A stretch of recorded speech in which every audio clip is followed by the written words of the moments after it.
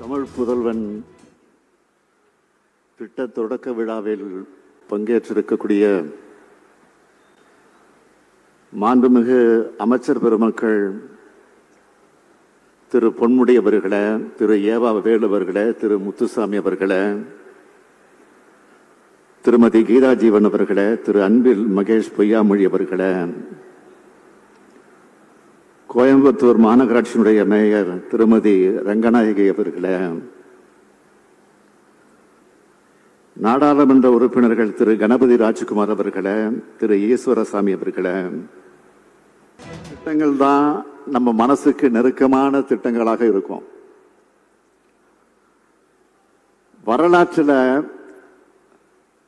என்னைக்கு நம்ம பேரை சொல்ல போற திட்டமா இருக்கும்.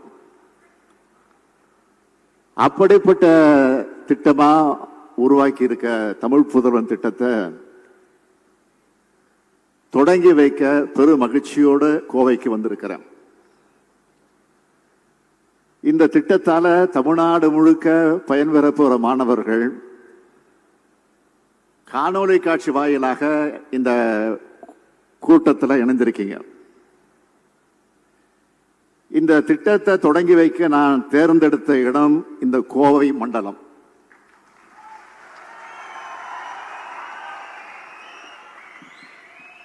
ஏன்னா இது அன்பான மக்கள்,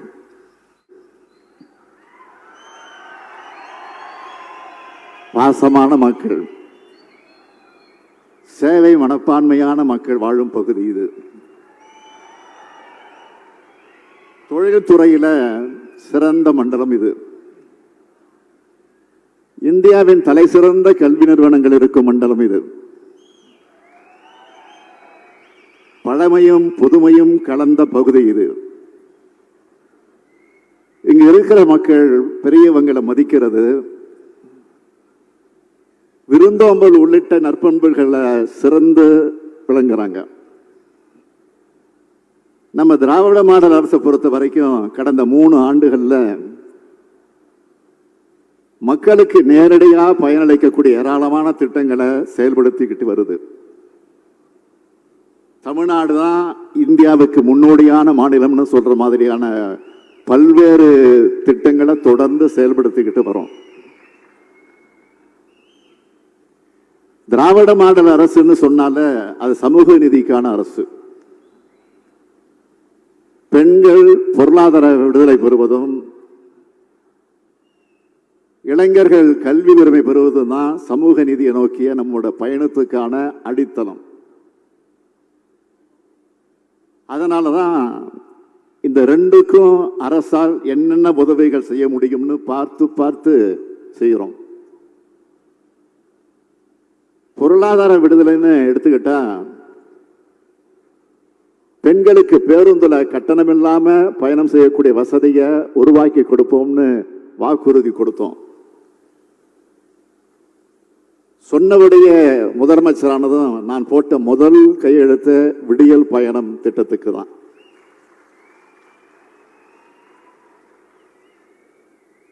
விடியல் பயணத்தை இதுவரை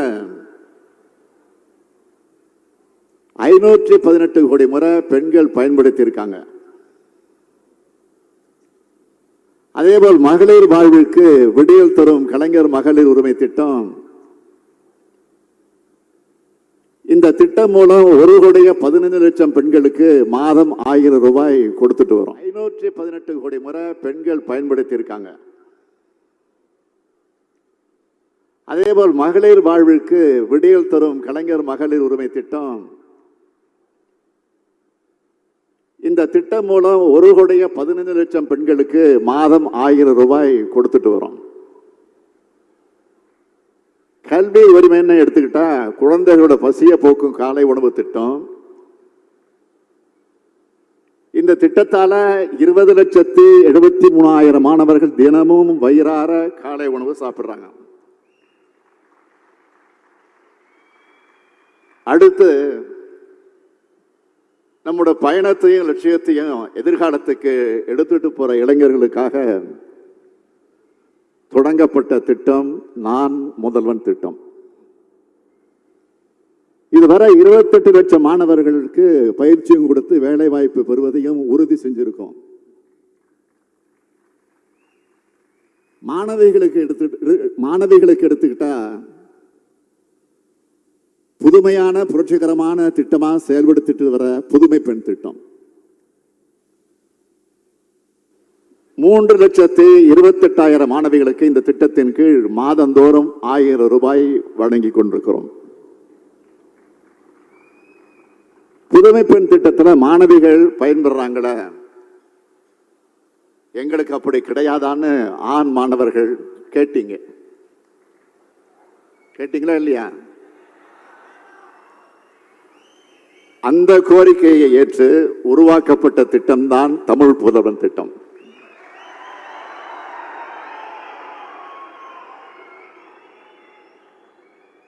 அரசு பள்ளியில் படிச்சு கல்லூரிக்கு வர இருக்கிற மாணவர்களுக்கு இனி மாதம் 1000 ரூபாய் வழங்க போறோம். உயர்கல்வியில மாணவர்கள் சேர்க்கை மேலும் மேலும் அதிகரிக்க அரசு பள்ளிகளையும் அரசு உதவி பெறும் பள்ளிகளையும் படிக்கிற ஏழை எளிய மாணவர்கள் சாதனையாளர்களாக உருவாக்குற உன்னத நோக்கத்தோடு இந்த திட்டம் கொண்டு வரப்பட்டிருக்கு. இந்த திட்டம் 6ஆம் வகுப்பு முதல் 12ஆம் வகுப்பு வரை அரசு பள்ளிகளில் படிச்சு தேர்ச்சி பெற்றவர்களுக்கும் அரசு உதவி பெறும் பள்ளிகளில் 6ஆம் வகுப்பு முதல் 12ஆம் வகுப்பு வரை தமிழ் வழியில் படித்து தேர்ச்சி பெற்றவர்களுக்கும் பொருந்தும். கலை அறிவியல் கல்லூரிகளில் 3 ஆண்டு படிக்கிற பட்டப்படிப்புகள், 4 ஆண்டுகள் படிக்கிற பொறியியல் கல்வி பட்டப்படிப்புகள், 5 ஆண்டுகள் படிக்கிற மருத்துவ படிப்புகள், 3 அல்லது 4 ஆண்டு படிக்கிற சட்டம் மருத்துவம் சார்ந்த படிப்புகள், அதற்கு இணையான படிப்புகள் படிக்கிற மாணவர்களும் இந்த திட்டத்தின் மூலமாக பயன்பெறலாம். 8ஆம் வகுப்பு மற்றும் 10ஆம் வகுப்பு முடிச்சு தொழில் பயிற்சி படிக்கிறவங்களுக்கும் இந்த திட்டத்தில் பயன்பெறலாம். இந்த தமிழ் புதல்வன் திட்டத்தின் மூலமா 3,28,000 மாணவர்கள் பயன்பெறக்கூடிய வகையில் இந்த ஆண்டு 360 கோடி ரூபாய் ஒதுக்கீடு செய்யப்பட்டிருக்கு. மாதந்தோறும் 1000 ரூபாய் மாணவர்களோட வங்கி கணக்கில் நேரடியாக வரவு வைக்கப்படும். திராவிட மாடல் அரசை வழிநடத்தும் முதலமைச்சரானா ஒரு தந்தை நிலையிலும் உங்க குடும்பத்தில் ஒருவனாகவும் இருந்து மாணவ கண்மணிகளாகி உங்களுக்கு உருவாக்கின திட்டம் தான் இந்த திட்டம். இதன் மூலமா நீங்க அடைகிற வளர்ச்சியை அடுத்தடுத்த ஆண்டுகளையும் நான் கவனமா கண்காணிப்பேன். இந்த விழா நடந்துகிட்டு இருக்கிற கோவை அரசு கல்லூரி 173 ஆண்டுகள் பழமை வாய்ந்தது.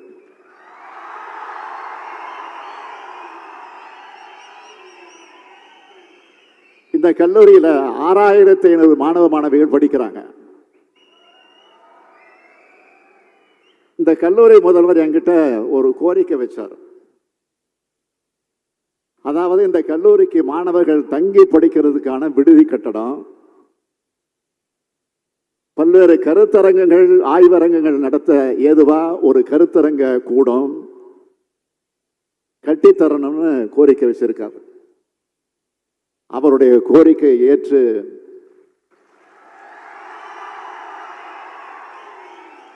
கோவை அரசு கல்லூரியில மாணவிகளுக்கான விடுதி கட்டடமும் கருத்தரங்க கூடமும் கட்டித்தரப்படும்னு மகிழ்ச்சியோடு தெரிவிச்சுக்க விரும்புகிறேன்.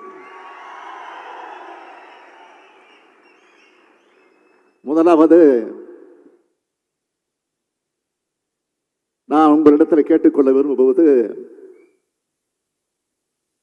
2030ஆம் ஆண்டு, அந்த 30ஆம் ஆண்டுக்குள்ள தமிழ்நாட்டை $1 டிரில்லியன் அமெரிக்க பொருளாதாரமாக உயர்த்தணும்.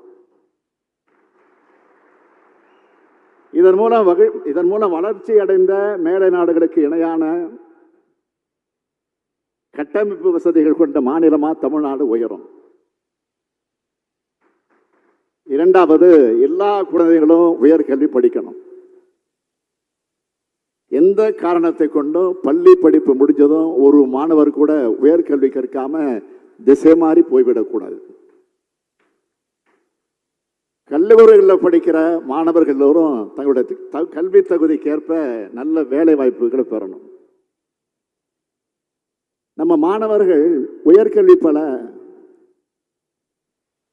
பயின்று வாழ்க்கையில சிறக்கணும். இதுதான் என்னுடைய கனவு.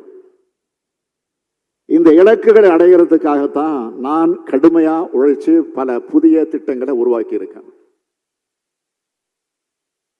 மாணவ கண்மணிகளான நீங்க எல்லோரும் இது போன்ற திட்டங்களை பயன்படுத்திக்கணும். படிச்சு நல்ல உயரங்கள் அடைஞ்சு உங்களுக்காகவும் உங்க குடும்பத்தோட முன்னேற்றத்துக்காகவும் பாடுபடணும். வறுமையில்லாத சமத்துவம் வாய்ந்த ஒரு அறிவார்ந்த தமிழ் சமுதாயத்தை நாம வருங்காலத்தில் உருவாக்கணும். உலக அளவில் முன்னணி மாநிலமா தமிழ்நாடு விளங்கணும். மாணவர்கள் கல்வி கற்க எதுவும் தடையா இருக்கக்கூடாது. தடங்கள் ஏற்பட்டா அதை உடைச்செறிஞ்சு மாணவ சமுதாயம் வெற்றி பெறணும். அதுக்கு வேண்டிய உதவிகளை செய்ய நான் இருக்கேன். நம்ம திராவிட மாடல் அரசு இருக்கு. ஒலிம்பிக்ல பங்கேற்ற சகோதரி விக்னேஷ் போகத் அவர்கள்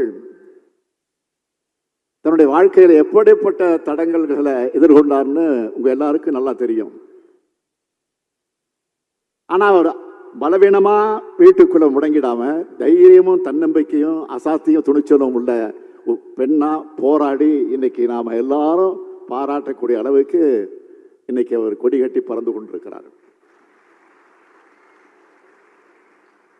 ஒன்றை மட்டும் ஞாபகத்தில் வச்சுக்கோங்க, தடைகள் என்பது உடை தெரியத்தான். தடைகளை பார்த்து நீங்க ஒருபோதும் சோர்ந்திடக்கூடாது, முடங்கிடக்கூடாது. வெற்றி ஒன்றே உங்க இலக்கா இருக்கணும். அதை குறிவையுங்க. நிச்சயம் ஒரு நாள் வெற்றி வசப்படும். உங்க மேல நீங்க வச்சிருக்கிற நம்பிக்கை விட அதிக நம்பிக்கை நான் உங்க மேல வச்சிருக்கிறேன். உங்களுக்கு பின்னாடி உங்க பெற்றோர், உங்க குடும்பம் மட்டுமல்ல, என்னுடைய திராவிட மாடல் அரசும் இருக்கும் என்பதை மறந்துடாதீங்க. வாழ்க்கையில பல வெற்றிகளை பெறப்போகும் புதுமை பெண்களுக்கும் தமிழ் புதல்வர்களுக்கும் என்னுடைய வாழ்த்துக்கள். நன்றி.